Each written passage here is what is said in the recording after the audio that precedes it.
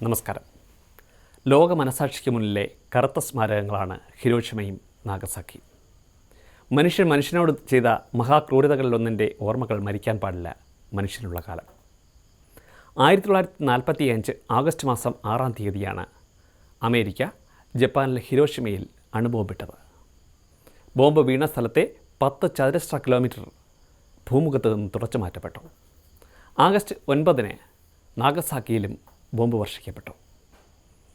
ലക്ഷക്കണക്കിന് ജനങ്ങളാണ് ഈ ബോംബിങ്ങിൽ കൊല്ലപ്പെട്ടത്.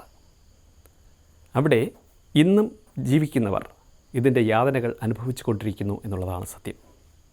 എന്നാൽ യുദ്ധക്കൊതി അവസാനിക്കുന്നില്ല.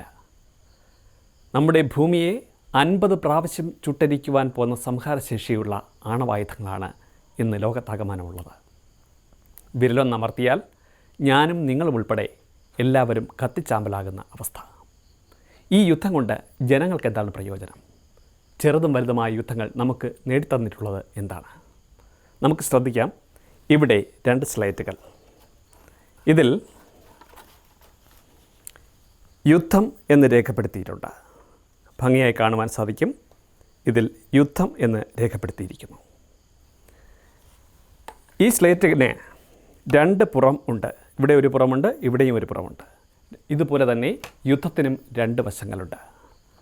യുദ്ധത്തിൻ്റെ ഒരു വശം നമുക്കറിയാം, അത് യുദ്ധമാണ്. ഇതിൻ്റെ മറുവശം എന്താണ്? അതാണ് നമുക്ക് നോക്കേണ്ടത്. യുദ്ധത്തിൻ്റെ മറുവശം എന്ന് പറയുന്നത് നാശമാണ്. അതെ, നാശം. അത് ജയമായാലും പരാജയമായാലും യുദ്ധത്തിൻ്റെ മറുവശം നാശമാണ്.